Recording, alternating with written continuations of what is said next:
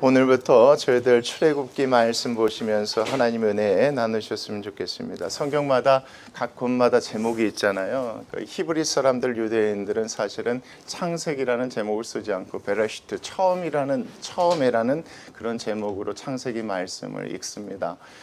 이 히브리서 말씀이 헬라어로 번역되면서 거기에 창세기라고 붙었고요. 이 출애굽기 말씀도 사실은 유대인들이 사용하는 제목은 아닙니다. 헬라어 말씀의 제목이 출애굽기고요. 원래 히브리 사람들이 사용하던 제목은 그 이름들이라는 제목이라고. 가장 첫 말씀의 첫 단어를 따라서 거기에 제목을 붙이는데, 제가 말씀을 보건데요, 창세기를요 처음에 이렇게 창세기 제목보다는 하나님의 계획으로 보는 게 맞는 것 같아요. 하나님께서 한 사람도 한 생명도 포기할 수 없으셔서 하나님께서 아브라함, 이삭, 야곱을 부르셔서 주신 약속들이 있었었죠. 내가 너로 하여금 한 민족을 세우겠다. 어디에요? 저기 멀리 갈대아 우리에 살고 있던 아브라함을 이 가나안 땅까지 부르셔서 그렇게 얘기하신 겁니다. 왜요? 이게 세상의 중심이었거든요. 내가 여기에서 너를 통해서 한 나라를 만들고 그들에게 복을 주어 그 밑에 있는 주변에 있는 모든 나라들이 하나님을 알게 하는 그 복을 받게 하겠다.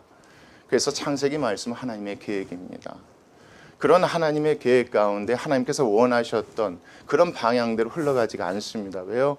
이스라엘 백성이 가나안 땅에 있어야 되는데 어디에 남아서 종이 돼버린 겁니까? 애굽 땅에 남아서 종이 돼버린 겁니다.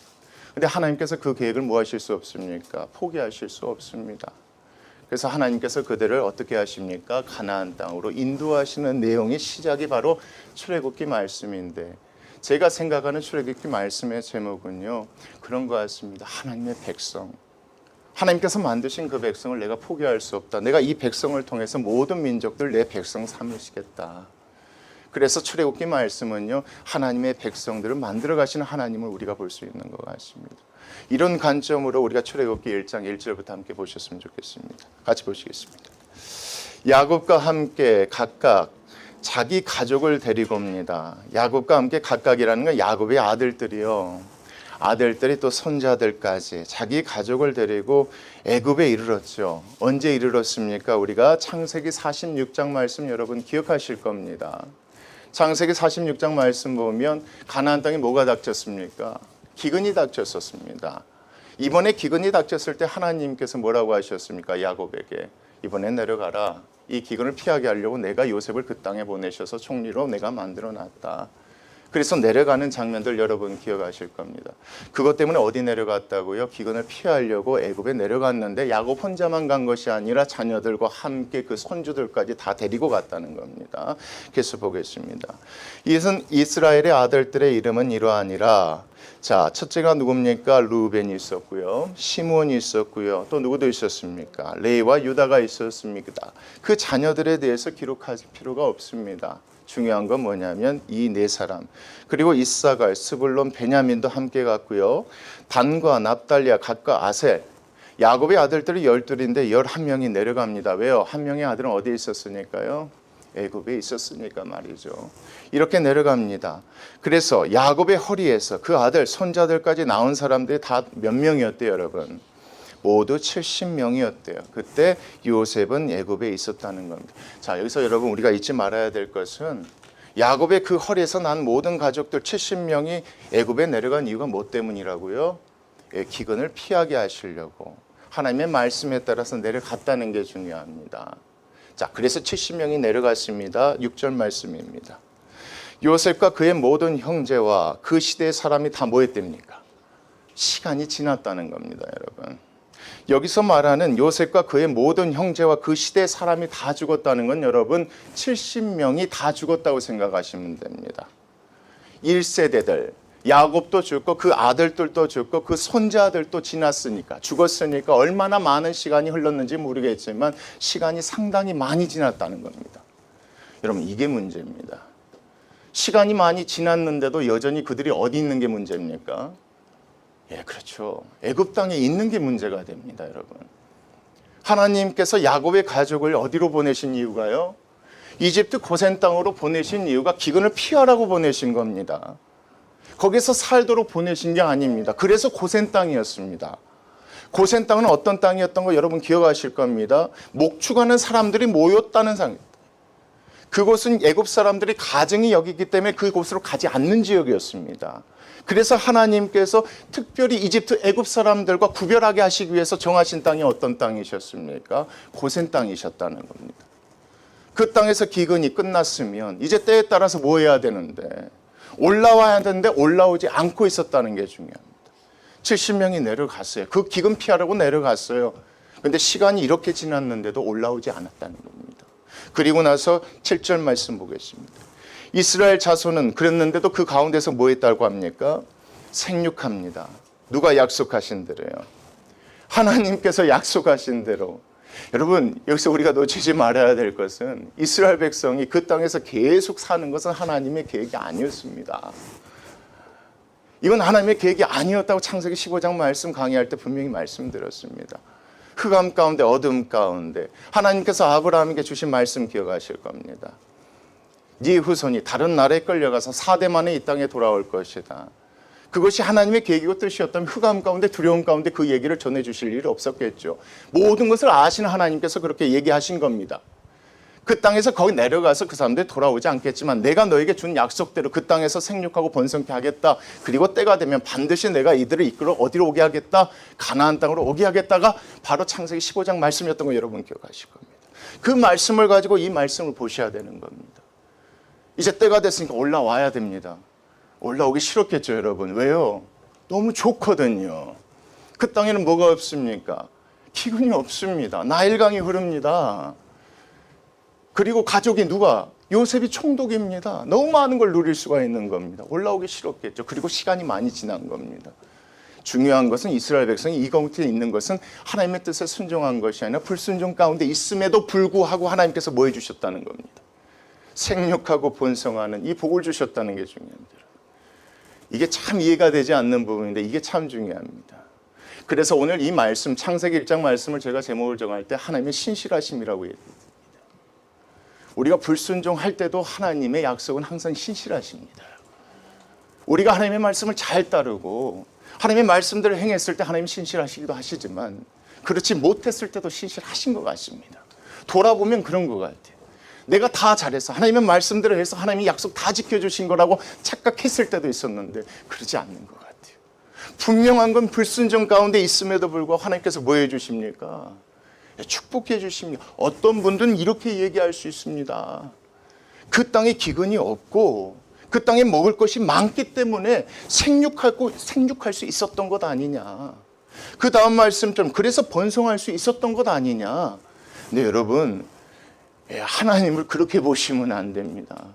더 척박한 땅에서도 하나님이 마음만 먹으시면 여러분 짧은 시간에도 한 나라를 세우실 수 있는 분입니다. 그게 민수기 1장과 26장에 나와 있습니다. 여러분. 민수기 1장 말씀 보십시오. 거기에서 출애굽해서 나와서 20세 이상 되는 남자들의 숫자를 셌는데 60만 명입니다. 그리고 하나님의 말씀에 불순종해서 하나님 벌 내리셨죠. 여호수아와 갈렙에는 내가 다 없애겠다. 그래서 다 죽고 난 다음에 38년 후에 여러분 다시 26장에서 다시 숫자를 셌습니다. 몇 명이었습니까? 1820명 적은 60만 명이었습니다.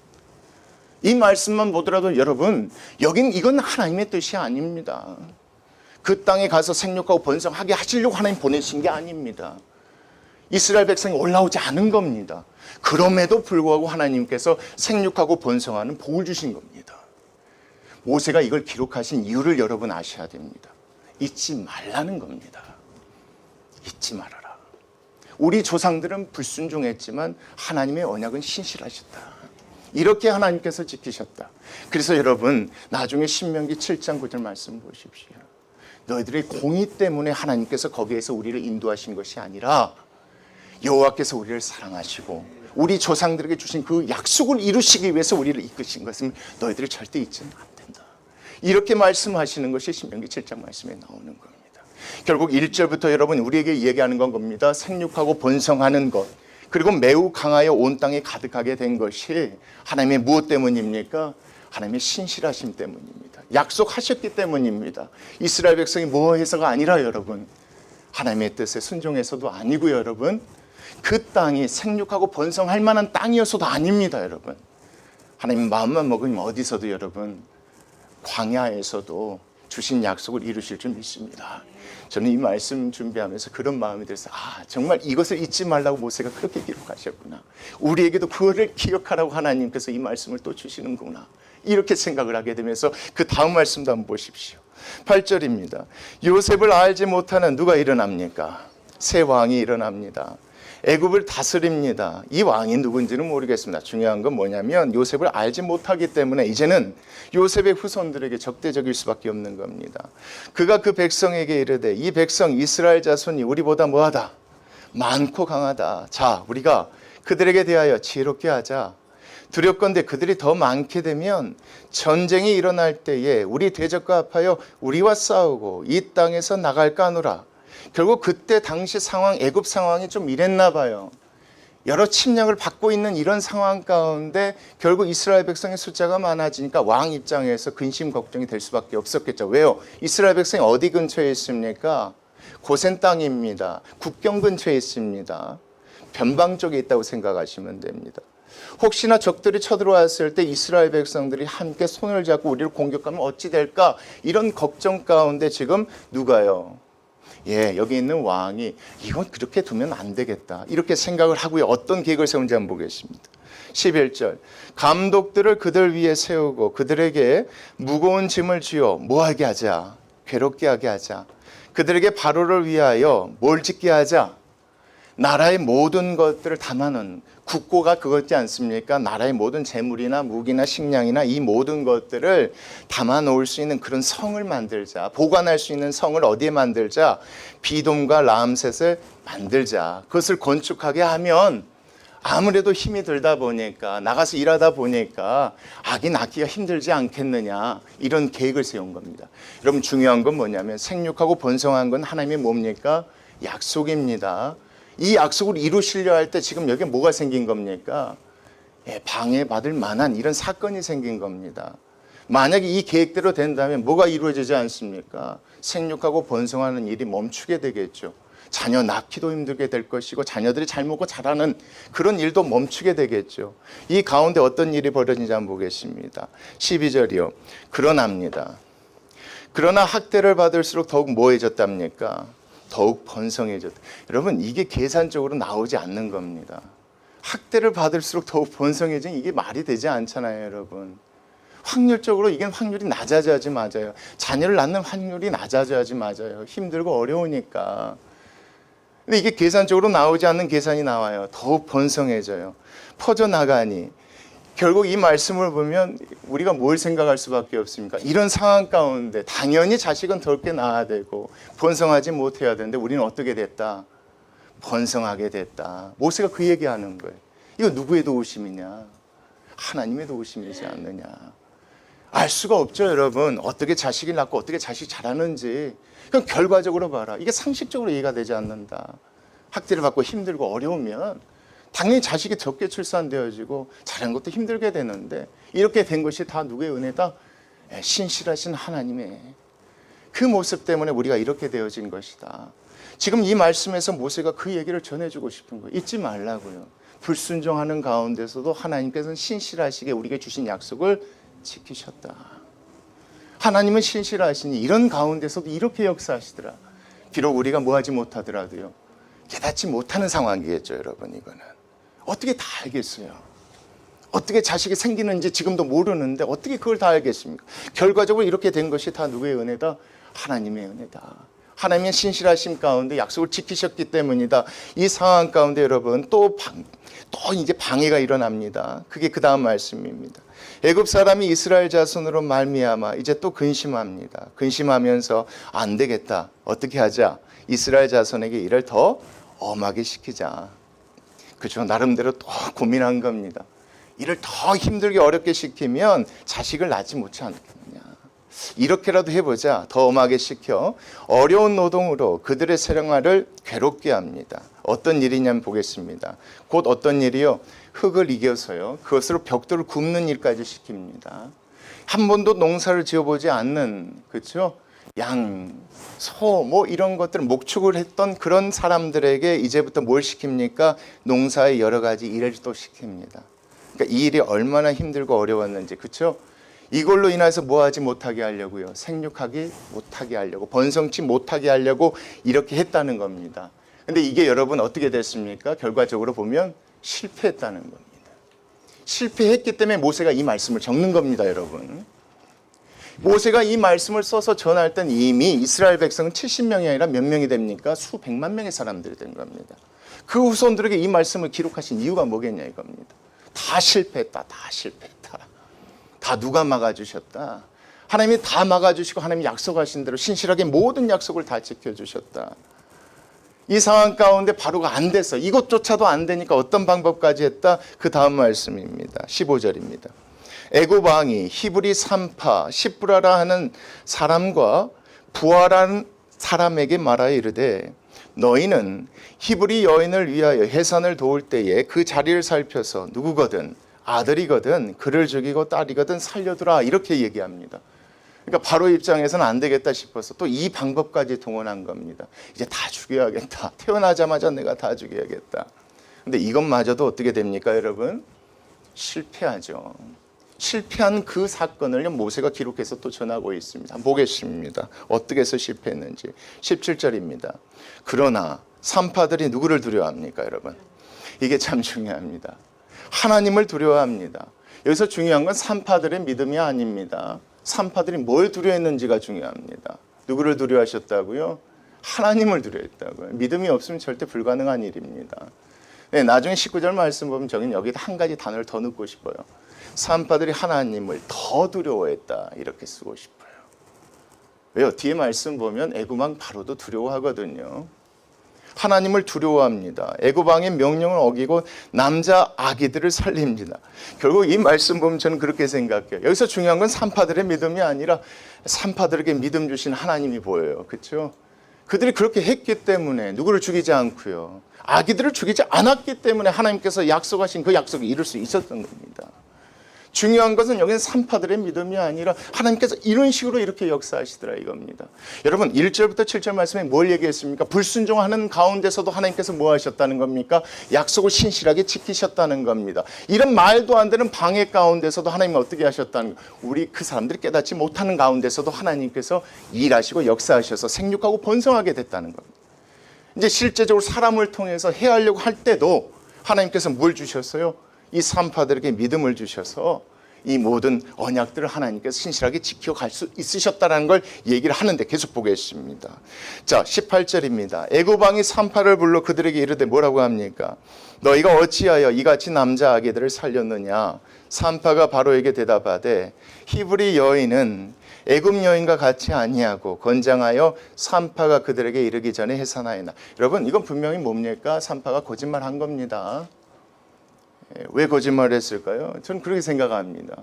산파들 누구를 또 두려워합니까? 애굽 왕 두려워합니다. 근데 하나님을 더 두려워했습니다. 그래서 안 하는 겁니다. 저는 말씀 보면 그렇게 보여요. 똑같아요. 근데 중요한 건 그 다음 말씀이에요, 여러분.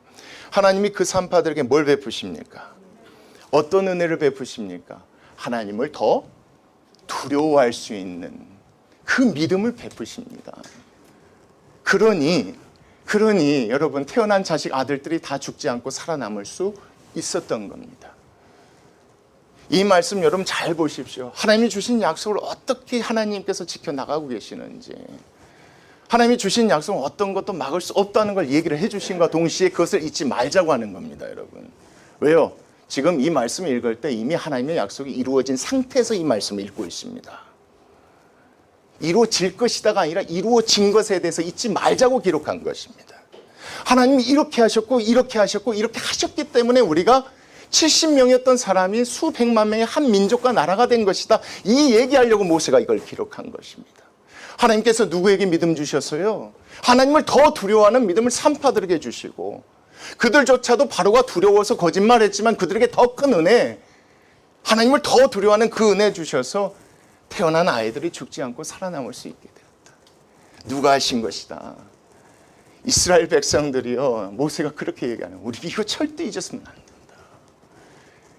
우연히 우리가 생육하고 번성한 게 아니다. 확률 계산적으로 그건 불가능한 일이었다. 하나님이 하셨다. 우리가 하나님의 말씀 순종해서 하나님 그렇게 복 주신 것 아니다. 하나님 약속 때문에 그렇게 하신 것이다. 하나님께서 그 산파들에게 믿음 주셔서 하나님을 더 두려워하는 그 믿음 주셔서 나중에 하나님께서 또 은혜 주셔서 하나님께서 그렇게 하신 것이지 그 산파들이 한 것이 아니라 하나님이 하셨으면 우리가 잊지 말아야 하는 것이다. 이것을 모세가 이스라엘 백성에 계속 얘기하고 있습니다. 그리고 그 다음 말씀 보십시오. 산파들이 은혜를 베푸시니 그 백성이 번성하고 매우 강해지게 됩니다. 그리고 그 다음 말씀 더 중요합니다. 그 산파들은 하나님을 뭐합니까? 받은 은혜 가지고 경외합니다. 여러분, 받은 은혜 가지고 하나님을 경외합니다. 우리 사도행전 말씀 보셨지 않습니까? 바울도 똑같은 사람입니다. 하나님 나타나셔서 담대하라고 믿음 주셔서 그 모든 일들을 감당할 수 있었던 것처럼 여기도 똑같습니다. 하나님을 더 경외할 수 있었습니다. 은혜를 주시니까. 그런데 하나님이 그들의 집안을 또 뭐하게 하셨습니까? 흥황하게 하셨습니다. 위로 주신 겁니다. 힘 주신 겁니다. 여러분, 하나님을 경외했기 때문에 복받았다가 아닙니다. 여러분, 왜요? 계속 이 일을 감당할 수 있도록 하나님께서 도우신 것입니다. 그럼 이 모든 것들을 보면 누가 하신 것입니까? 하나님께서 주신 약속을 어떻게 이루셨는지, 어떻게 신실하게 이루셨는지에 대한 기록이 오늘 이 말씀인 겁니다. 이 가운데서 바로 입장에서는 이대로 두면 안 되거든요. 그래서 여러분 22절 마지막 말씀 같이 읽겠습니다. 시작.